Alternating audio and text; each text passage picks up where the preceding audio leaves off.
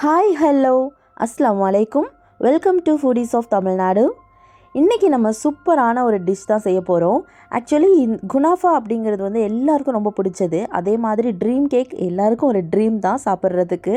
So ரெண்டுத்தையும் combine பண்ணி இன்றைக்கி குனாஃபா ட்ரீம் கேக் தான் எப்படி பண்ணுற பார்க்க போகிறோம்.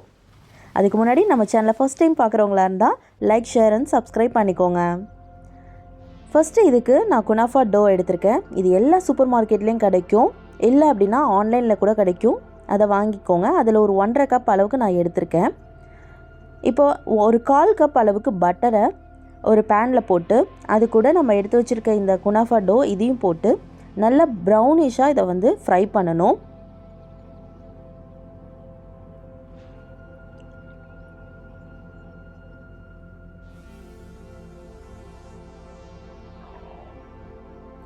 நல்லா இதை பெரட்டி விட்டு நல்லா எல்லாமே ஈவனாக வர மாதிரி இதை வந்து ஃப்ரை பண்ணி எடுத்துக்கோங்க.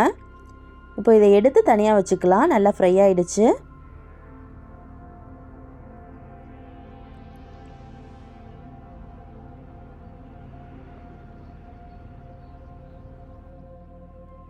நெக்ஸ்ட்டு சாக்லேட் கனாஷ் ரெடி பண்ணிக்கலாம். அதுக்கு 200 கிராம் அளவுக்கு டார்க் காம்பவுண்ட் சாக்லேட் எடுத்திருக்கேன். நார்மல் மில்க் சாக்லேட்லாம் எடுக்காமல் காம்பவுண்ட் சாக்லேட் எடுத்துக்கோங்க. அது கூட அதே 200 ml விப்பிங் க்ரீம் ஆட் பண்ணி ரெண்டுத்தையும் டபுள் பாயில் மெத்தடில் நம்ம வந்து மெல்ட் பண்ணி எடுத்துக்கலாம். கரெக்டாக 1:1 ரேஷியோவில் நம்ம எடுத்துக்கணும்.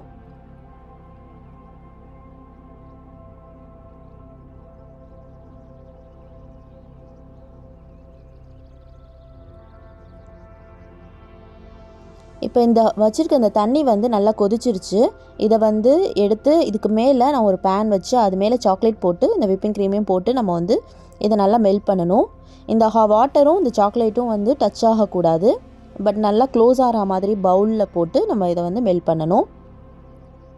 அப்படி இல்லாமல் வாட்டரும் பவுலும் டச் ஆச்சு அப்படின்னா இந்த சாக்லேட் வந்து திரியாக வந்து ரொம்ப கட்டியாக ஆகிடும். ஸோ இந்த மாதிரி போட்டு நல்லா இதை வந்து மெல்ட் பண்ணி எடுத்துக்கலாம்.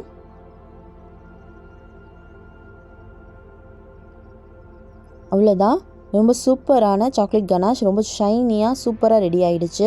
இப்போ இதை தனியாக எடுத்து வச்சுக்கலாம். இது ஆற ஆற இன்னும் கொஞ்சம் திக்காகும். இப்போ நெக்ஸ்ட்டு வந்து விப்பிங் க்ரீம் ரெடி பண்ணிக்கலாம். இதுக்கு நான் இன்றைக்கி வந்து விப் பவுடர் எடுத்திருக்கேன். நீங்கள் வந்து விப்பிங் க்ரீமாக இருந்தால் கூட ஒரு 250 ml அளவுக்கு எடுத்துக்கோங்க. இப்போ விப் பவுடர் எடுத்திங்க அப்படின்னா ஒரு 2 சாஷே எடுத்துக்கலாம். அதுக்கு 1 கப் பால் ஆட் பண்ணணும். ஃபஸ்ட்டு நம்ம அந்த பீட்டரில் 1 கப் பால் ஆட் பண்ணிவிட்டு அதில் 2 சாஷே அளவுக்கு அந்த விப் பவுடர் நம்ம ஆட் பண்ணிக்கலாம். ஆட் பண்ணிவிட்டு நல்லா இதை வந்து பீட் பண்ண ஸ்டார்ட் பண்ணணும்.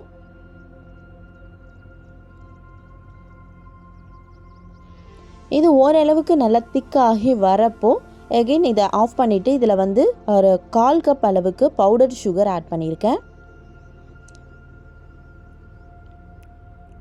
எகெயின் இதை நல்லா பீட் பண்ணி நல்லா பீக் கன்சிஸ்டன்சி வர வரைக்கும் இதை நல்லா பீட் பண்ணி எடுத்துக்கலாம்.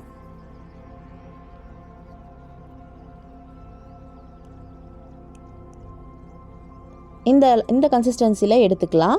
இப்போ இந்த கனாஷும் நல்லா திக்காக அழகாக ரெடி ஆகிடுச்சு. இது கூட இந்த விப்பிங் க்ரீமோடு நம்ம ஆட் பண்ணி இதை வந்து நல்லா மிக்ஸ் பண்ணிவிட்டு சாக்லேட் விப்பிங் க்ரீமாக ரெடி பண்ணி வச்சுக்கலாம்.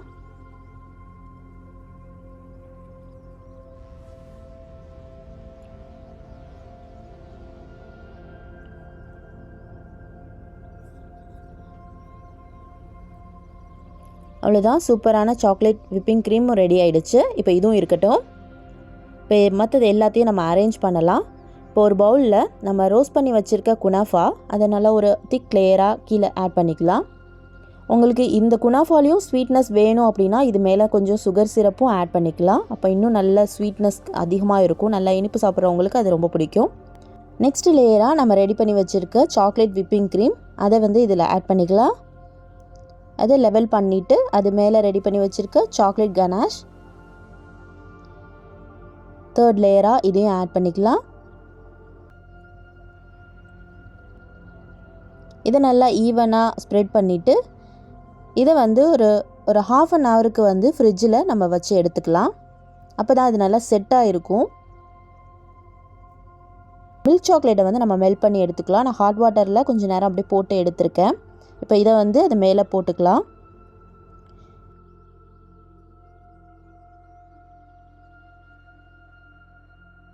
நம்ம இந்த ஹாஃப் அன் ஹவர் ரெஃப்ரிஜரேட் பண்ணதுனால இந்த கனாஷும் மில்க் சாக்லேட்டும் வந்து கம்பைன் ஆகாமல் தனித்தனி லேயராக இருக்கும். அதுக்காக தான் நம்ம ஃப்ரிட்ஜில் வச்சு எடுக்கிறது. இப்போ அதையும் லெவல் பண்ணிவிட்டு மேலே எகெயின் லாஸ்ட்டாக கொஞ்சம் குனாஃபா ரோஸ்டட் குனாஃபாவை கொஞ்சமாக போட்டு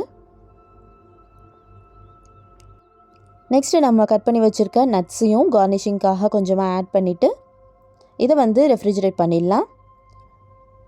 இது நல்லா ரெஃப்ரிஜரேட் ஆகி நல்லா கூல் ஆனதுக்கப்புறம் நம்ம இதை எடுத்து சர்வ் பண்ண ஸ்டார்ட் பண்ணிக்கலாம். ரொம்ப டேஸ்டியாக இருக்கும். லேயரும் வந்து கரெக்டாக இருக்குது பாருங்கள், சூப்பராக இருக்கும். க்ரன்ச்சி அண்ட் க்ரீமியாக இருக்கும். இது நார்மல் ட்ரீம் கேக்கை விட ரொம்ப ஈஸியாக பண்ணிடலாம். கண்டிப்பாக ட்ரை பண்ணி பாருங்கள், உங்களுக்கு ரொம்ப பிடிக்கும்.